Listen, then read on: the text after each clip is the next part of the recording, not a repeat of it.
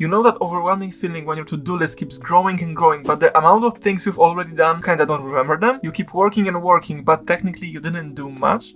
Listen, I've been there, but I found something so simple that changed everything. And no, it's not another productivity app. Hey everyone, I'm Kuba. I'm a seasoned app developer with over 6 apps live on the App Store. And in today's episode, if you've ever felt something I mentioned earlier, you're not alone. I know what it's like to juggle all priorities and tasks as a developer. And sometimes it feels like no matter how much you do, you're not making any progress. But what if I told you there's a way to break out of this cycle? Something that helps you stay focused, track your growth, and even spark new ideas. In this video, I'll share how journaling became my secret weapon. And no, not just for work, but for staying motivated in the long run. Let me show you how it works. Some days I'd sit down at my desk and I feel like I hadn't accomplished anything. Sure, I'd launch a few features, fix bugs and learn new skills, but it was all a blur. I don't know if you ever felt it this way. I couldn't see the progress I was making. That's when I decided to start writing things down. At first it was a log of weekly things I did. For example, fix this bug, launch this version, launch version 2.0 of something, design something else. But over time something amazing happened. I caught myself once just browsing through my old notebook and I noticed all the things I did. And then I felt this exciting feeling of the achievement I accomplished.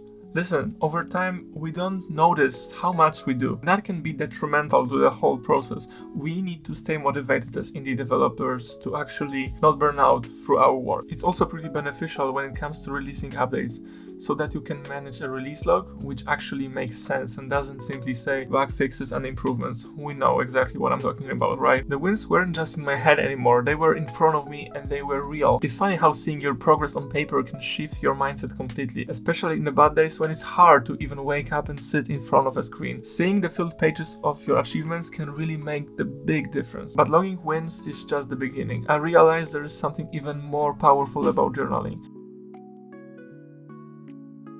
It can keep you accountable to your big picture goals. Like lots of developers, I have my own big dreams. For example, launching this big idea for the app that's been sitting in my head for the past 6 months. Learning new technologies, growing my business, and many more. But big dreams often fizzle out when life gets busy. And I needed to fight this feeling. So I needed a system that actually could prevent me from not thinking about those big, ambitious, long-term projects. So I started journaling to combat that and plan those long-term goals instead. So you might say, well, what's the difference between setting goals and then journaling about your goals? Well, journaling is much deeper than just plainly writing down on paper, yeah, I want to achieve this number by the end of this quarter. It requires you to connect with the bug or feature or something even more on a deeper level. And that's where also the learning part comes through, because while writing down goals as just plain bullet points can be beneficial, of course, while journaling about them can help you create and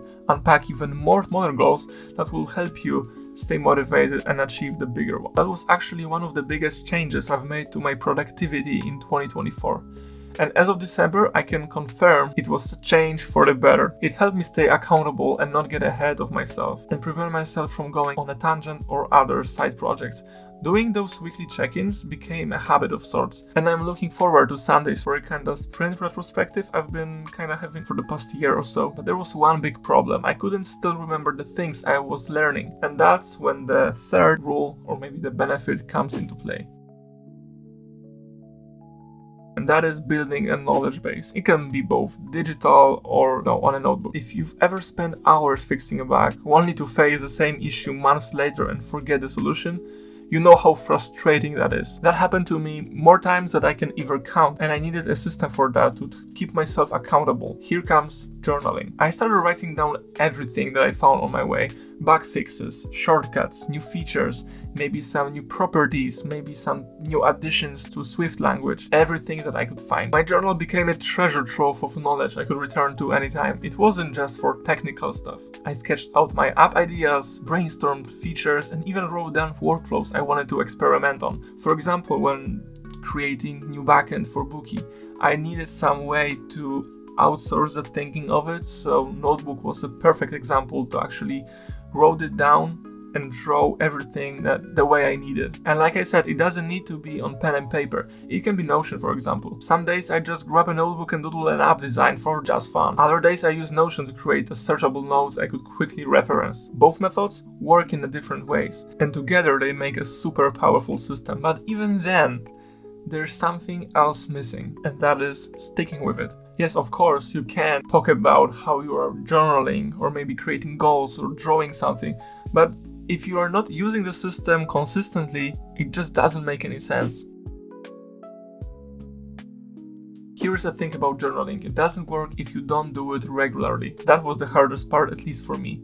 I couldn't stick to one system. I was bouncing around from Apple Notes to Notion to Craft, but with time I found a super fun way to actually work on top of that. So maybe instead of adding a new habit of sorts to journal every day or maybe think deeper about my work, I just could stick this habit to another habit I was already doing. So for example, morning coffee, or it could be after gym. So the thing I'm talking about here is habit stacking. I think I stole from Atomic Habits from James Clear. In his book, he talks about how hard it is to start a new thing without any clear action that fires up the habit. What we can do instead is build on top of our existing habits, thus habit stacking. What you are essentially doing is like attaching new activity on another activity that you already feel good doing in the first place. For me, that was my morning coffee.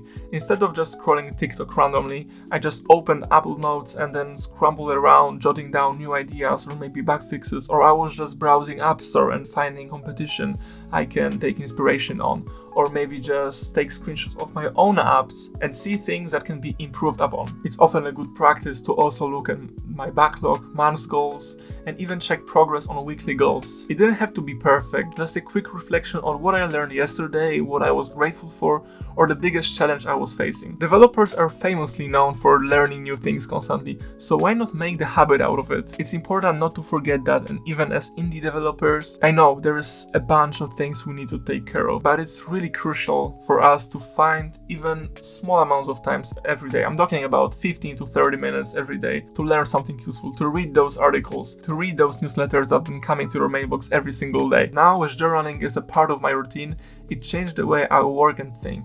I'm no longer in doubt of what I should be doing or wondering what to do next. Everything is set, and what I essentially need to do is just check my daily goals, my weekly goals, and half of the heavy lifting is already taken care of on itself. Journaling is freeing. As an indie devs, we are alone. It's really important to let our thinking on the paper, not to stay inside our heads, but to kind of talk, have a conversation, and journaling is exactly that. It's a conversation with yourself. So that's how journaling helps me stay focused as a developer.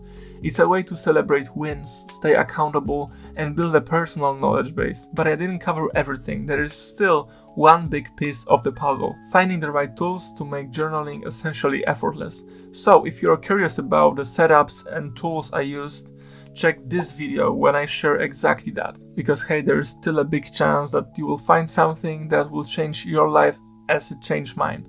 I'll see you there.